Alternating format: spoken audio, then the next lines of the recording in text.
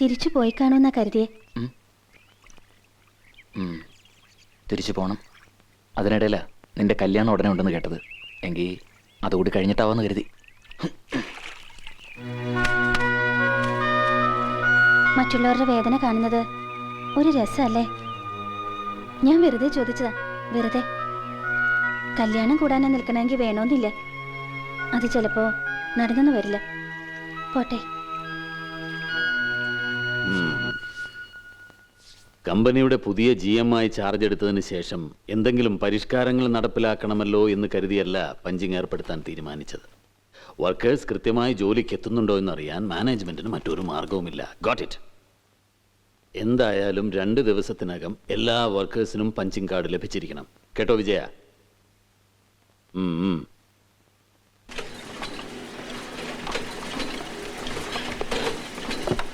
Madam, ഇന്നലെ വരെ എൻ്റെ കീഴിൽ ജോലി ചെയ്തിരുന്ന ഒരുത്തൻ്റെ കീഴിൽ ഞാൻ ജോലി ചെയ്യാന്ന് വെച്ചാൽ? Of course. അത് മിസ്റ്റർ വിജയന് ബുദ്ധിമുട്ടാണെങ്കിൽ ഇന്നേനെ പിരിഞ്ഞു പോവാ. എങ്കിൽ റെസിഗ്നേഷൻ ലെറ്റർ? ഇനിയും മനസ്സിലായില്ലേ? ഞാനല്ല ഇപ്പൊ അതോറിറ്റി. ഇത് നിങ്ങളുടെ പുതിയ GM-നെ ഏൽപ്പിക്കൂ.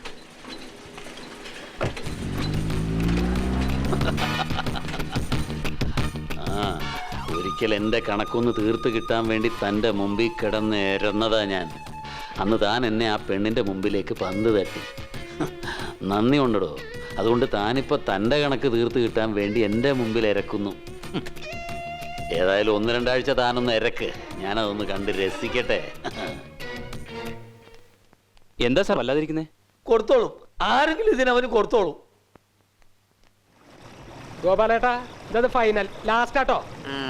അത് പറയാൻ നീ ആരാടാ ജോസഫേ? ഞാൻ കുടിക്കും, ഇനിയും കുടിക്കും. നിനക്കറിയോ, ഞാൻ കാല് പിടിച്ചിട്ടാ എൻ്റെ മോളൊരു കല്യാണത്തിന് സമ്മതിച്ചത്. അപ്പൊ കുടിച്ചിട്ടാ കല്യാണം കലക്കാള പരിപാടിയാ ഗോപാലേട്ടന്? നിനക്ക് കളി, പക്ഷെ എൻ്റെ ഉള്ളിൽ നീളുക ജോസഫേ. 25 പവനും 50,000 രൂപയാ ഞാൻ ചെറുക്കന് കല്യാണത്തിന് കൊടുത്ത വാക്ക്. പക്ഷെ ഇപ്പൊ ചെറുക്കൻ്റെ വീട്ടുകാർ പറയുക 50 പവൻ വേണമെന്ന്. കിടപ്പാടം വിറ്റിട്ടാ 25 പവനെങ്കിലും ഉണ്ടാക്കിയത്. ഇനി ഞാനിപ്പോ എന്തെടുത്ത് വിറ്റിട്ടാ എന്റെ കുട്ടിയുടെ കല്യാണം നടത്തുന്നത്? എടാ ജോസഫേ, ജീവിതം നമ്മൾ പാവങ്ങൾക്കുള്ളതല്ലടാ, അത് ചതിയന്മാർക്കുള്ളതാ, വാക്കിന് വിലയില്ലാത്തവർക്കുള്ളതാടാ. ഇതൊക്കെ അനുഭവിക്കാൻ മാത്രം എന്റെ മോൾ എന്ത് തെറ്റ് ചെയ്താടാ? എന്റെ മോൾ എന്ത് തെറ്റ് ചെയ്താടാ? ഉണ്ടാക്കാം. നിന്റെ കാലം വിളിങ്ങ ജോസഫേ.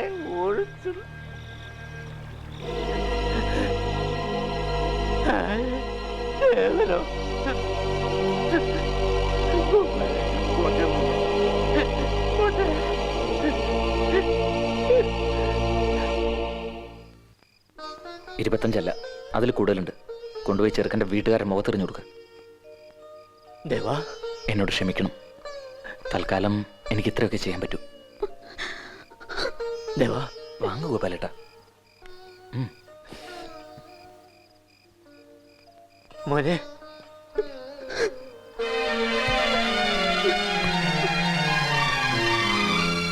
എനിക്ക് എന്തിനാ ഇത്ര ആഭരണം? ഒരു മിന്നു മാത്രം മതി എനിക്ക്. ദേവേട്ടൻ എന്റെ കഴുത്തി കെട്ടി തരുമെങ്കിൽ. അനി, ആഗ്രഹമില്ലഞ്ഞിട്ടല്ല, മോഹിക്കാഞ്ഞിട്ടുമല്ല. ദയവ് ചെയ്ത് ഞാൻ മടങ്ങി വന്നിട്ടില്ലെന്ന് കരുതുക. എന്നെ ഓർക്കാതിരിക്കുക. അതാ നല്ലത്, നമുക്കെല്ലാവർക്കും നല്ലത്.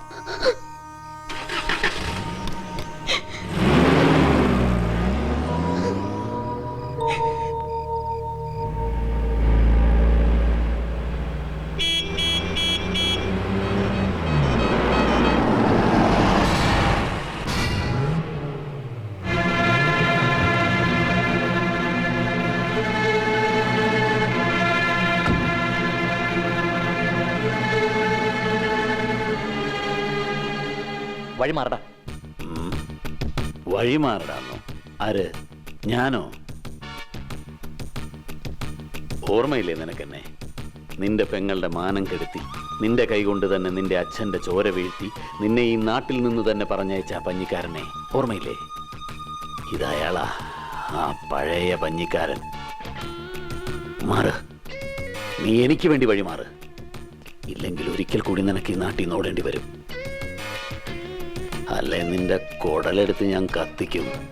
മനസ്സിലായോടാ പട്ടി? എന്താടാ നോക്കുന്നത്? സംശയമുണ്ടോ നിനക്ക്? എനിക്കതിന് കഴിയൂടാ. ഇപ്പോ എന്നോടല്ലടാ പറഞ്ഞത് വഴി മാറാൻ.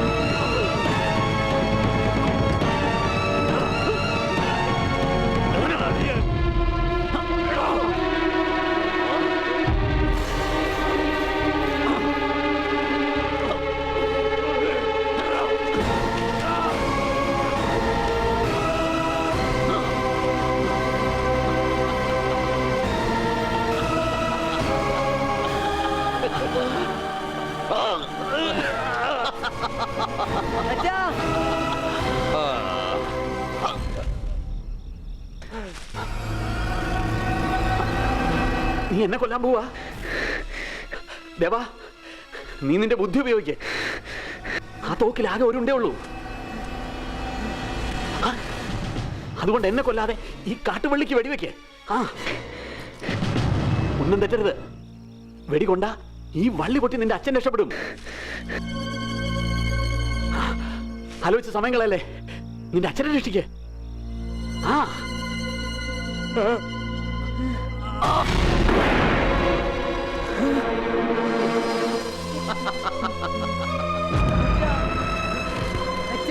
പോയി. അടുത്തത് നീയാ. നീ ഉത്സവം കഴിഞ്ഞ ആളുകൾ വരിക. അവരോട് ഞാൻ പറയും നിന്റെ അച്ഛനെ കൊന്നത് നീയാണ്. ഞാൻ പറയും, അവർ നിന്നെ പിടിച്ച് പോലീസിലേപ്പിക്കും. പോലീസിന്റെ കൈ കിട്ടിയാ തീർന്നു. രക്ഷപ്പെടണമെങ്കിൽ ഓടിക്കോ. രക്ഷപ്പെടണോ? ഓടിക്കോ, ഓടിക്കോ. അവർ വരുന്നതിന് മുമ്പ് ഓടിക്കോ, ഓടിക്കോ, ഓടിക്കോ. വേഗം.